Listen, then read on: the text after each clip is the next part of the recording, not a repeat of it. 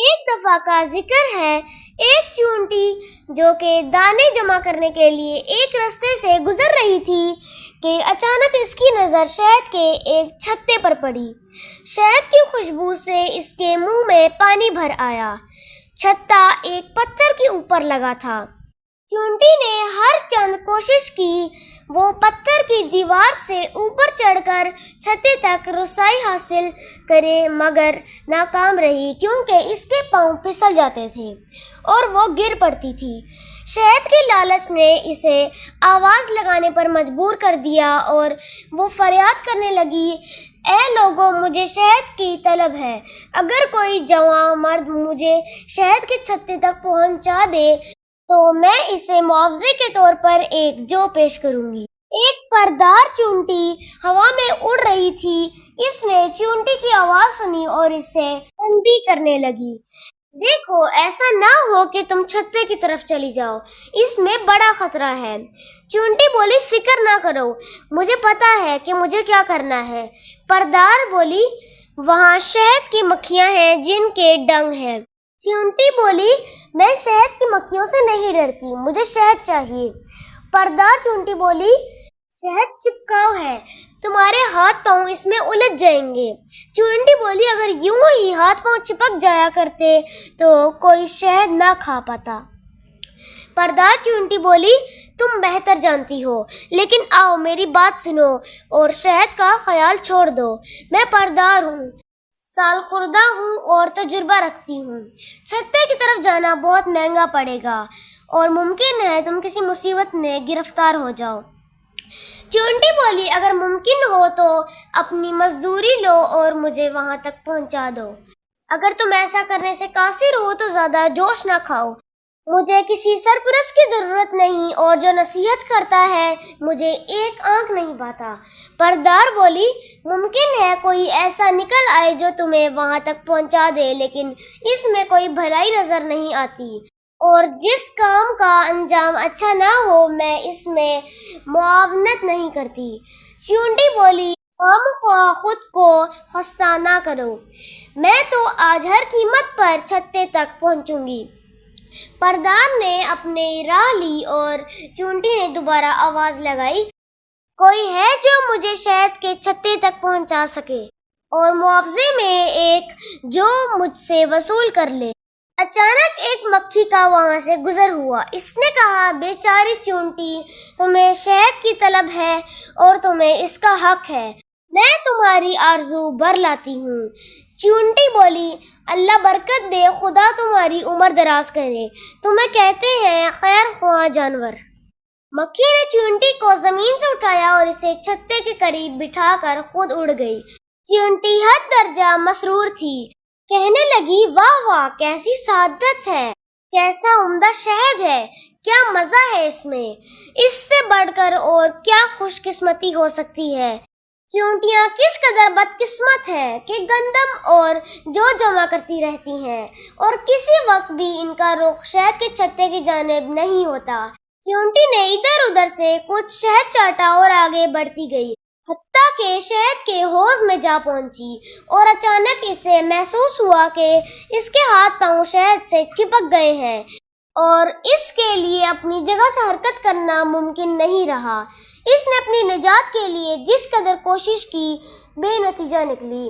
تب اس نے فریاد کی، اجل طرح پکڑی گئی ہوں، اس سے بڑھ کر اور کیا بدبختی ہو سکتی ہے۔ اے لوگو، مجھے نجات دلاؤ، کوئی ہے جو مجھے نجات دلائے، کوئی ہے جو مجھے چھتے سے باہر نکالے، اور میں اسے 2 جو انعام میں پیش کروں گی۔ پیشکش پہلے تھی 1 جو کی، سو اب 2 کی ہے۔ اس جہنم سے نکلنے کی یہی سوجی ہے۔ عین اس وقت پردار چونٹی اپنے سفر سے واپس آ رہی تھی۔ اسے اس حال میں دیکھ کر پردار کو بڑا دکھ ہوا اور اس نے فوراً اس کو مصیبت سے نکالا۔ میں تمہیں سرزنش نہیں کرنا چاہتی، لیکن اتنی بات ضرور کہوں گی کہ زیادہ لالچ گرفتاری کا سبب بن جاتا ہے۔ آج تو تمہارا نصیب بلندی پر تھا کہ اچانک یہاں میں پہنچ گئی، لیکن آئندہ محتاط رہنا، گرفتاری سے پہلے نصیحت کو غور سے سن لینا اور کسی مکھی سے مدد نہ مانگنا۔ مکھی چیونٹی کے اندر نہیں، اور اس کے لیے چیونٹی کا خیر خواہ ہونا ممکن بھی کہاں ہے۔ 2 دن سے جنگل میں شدید بارش ہو رہی تھی۔ سب جانور اپنے اپنے گھروں میں دبکے بیٹھے تھے۔ بارش کی وجہ سے سردی میں اچانک اضافہ ہو گیا۔ ریچھ بارش کی وجہ سے 2 دن سے شکار پر نہ جا سکا۔ اس کی بیوی بھی پریشان بیٹھی تھی۔ ان کے بچے بھی بھوک سے نڈھال ہو رہے تھے۔ لگ رہا تھا کہ بارش کا یہ سلسلہ کئی دن جاری رہے گا۔ بھوک سے بچے بلک رہے تھے اور چھوٹے کو تو بخار بھی ہو گیا تھا۔ ماں سے یہ دیکھا نہ جا رہا تھا۔ ریچھ دروازے کی سیڑھیوں پر سر جھکائے پریشان بیٹھا تھا۔ تم شکار پر کیوں نہیں جاتے؟ بیوی نے ریچھ سے کہا تو اس نے غصے سے بیوی کو دیکھا۔ اتنی زوروں کی بارش ہو رہی ہے، میں خوراک کا بندوبست کیسے کروں؟ یہ سن کر تھوڑی دیر وہ خاموش رہی، پھر کچھ سوچ کر نرمی سے کہنے لگی، کوئی گلہری، کوئی پھل، کوئی مردہ جانور، کوئی پرندہ، کچھ نہ کچھ تو خوراک کے لیے مل ہی جائے گا۔ گھر سے نکلو گے جبھی تو ملے گا۔ ریچھ باہر برستی بارش کو دیکھنے لگا۔ ریچھ کی بیوی نے تھوڑی دیر بعد پھر کہا، باہر جاؤ، بچے بھوکے ہیں، زمین پر پڑے پھل مل جائیں تو لے آؤ۔ ریچھ خاموش ہی رہا۔ ننھا ریچھ یہ سب باتیں سن رہا تھا۔ وہ چپکے سے اٹھا اور بغیر بتائے بارش میں ہی باہر نکل گیا۔ اس نے چند دن پہلے بیری کے ایک درخت پر شہد کا چھتا دیکھا تھا۔ وہ برستی بارش میں ادھر کو چل پڑا۔ اسے بھوک لگ رہی تھی کیونکہ 2 دن سے اس نے کچھ بھی نہیں کھایا تھا۔ اچانک بارش تیز ہو گئی۔ اسے اپنے والدہ اور والد کی یاد آئی، لیکن اب وہ آدھے راستے تک پہنچ چکا تھا، اس لیے خالی ہاتھ واپس نہیں جانا چاہتا تھا۔ گہرے بادل چھائے ہوئے تھے۔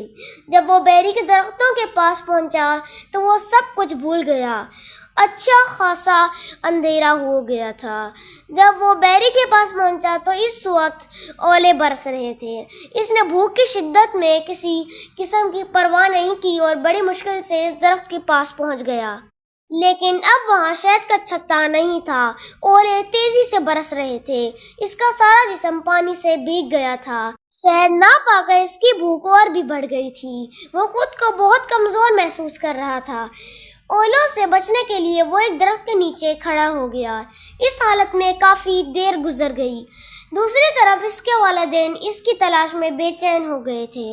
ریچھ جو بارش میں گھر سے نہیں نکل رہا تھا، اب جنگل میں مارا مارا پھر رہا تھا۔ کافی دیر بعد بارش کا زور ٹوٹا تو ننھا ریچھ وہاں سے گھر کی طرف چل پڑا۔ اسے سخت سردی لگ رہی تھی، جسم کانپ رہا تھا۔ ادھر ادھر دیکھتا ہوا آہستہ آہستہ چلنے لگا۔ تھوڑی دیر بعد اسے احساس ہوا کہ وہ اپنے گھر کا راستہ بھول گیا ہے۔ ریچھ کے بچے کو ڈر لگنے لگا۔ اچانک ایک طرف سے آواز آئی، جیسے کوئی اس کا نام پکار رہا ہو۔ کون ہے وہاں؟ اس نے اونچی آواز میں پوچھا۔ تم کہاں ہو؟ اسے اپنے والد کی آواز سنائی دی۔ تھوڑی دیر بعد ریچھ اپنے بچے کو بازوؤں میں اٹھا کر گھر لے آیا۔ بھوک اور سردی سے وہ کانپ رہا تھا۔ اس کی دوا لانی پڑے گی، ماں نے بچے کی حالت دیکھتے ہوئے کہا تو ریچھ نے سر کو ہلایا۔ بارش کافی حد تک کم ہو گئی تھی، لیکن ابھی ہلکی پھلکی بارش ہو رہی تھی۔ ریچھ نے کہا، بارش رکے گی تو جاؤں گا۔ ڈاکٹر بندر، جو ڈاکٹر لومڑ کا خاص شاگرد تھا، اس نے اپنا الگ کلینک کھول لیا تھا۔ ڈاکٹر لومڑ جنگل کا سب سے پرانا طبیب تھا، لیکن اب وہ جنگل کے بادشاہ شیر کی طرح بوڑھا ہو چکا تھا۔ اتنی سردی میں کسی کے گھر مریض دیکھنے جانا اس کی صحت کے لیے نقصان دہ تھا۔ اس کے باوجود جنگل کے جانور اپنے بچوں کے دوا لینے کے لیے اس کے پاس پہنچ جاتے اور اسے مجبوراً جانا پڑتا۔ اب اتنی شدید بارش میں کوئی اس کا دروازہ کھٹکھٹا رہا تھا اور ڈاکٹر لومڑ میں ہمت نہیں تھی کہ وہ اٹھ کر دروازے تک جائے۔ اس نے وہیں سے کہا، کون ہے؟ اس کی آواز میں بیزاری تھی۔ ڈاکٹر صاحب، میرے بچے کو سردی لگ گئی ہے، مہربانی کر کے اس کے لیے کوئی دوا یا کوئی جڑی بوٹی دے دے۔ وہ جنگل کا ایک شریف ریچھ تھا، اس لیے ڈاکٹر لومڑ نے کہا، تم ڈاکٹر بندر کے پاس چلے جاؤ، میری طبیعت ٹھیک نہیں ہے۔ میں وہاں گیا تھا، وہ دوا کی قیمت میں خوراک مانگتا ہے۔ میں خود 2 دن سے بھوکا بیٹھا ہوں۔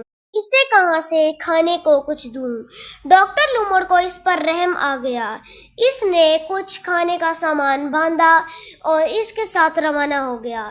جب وہ گھر پہنچے تو ڈاکٹر لومڑ نے ننھے ریچھ کو پہلے شہد چٹایا۔ شہد سردی میں بہت مفید ہوتا ہے۔ اس کے بعد اسے جنگلی پھل کھانے کے لیے دیے۔ ڈاکٹر لومڑ بہت سارے پھل لایا تھا، سب نے تھوڑا تھوڑا کھایا۔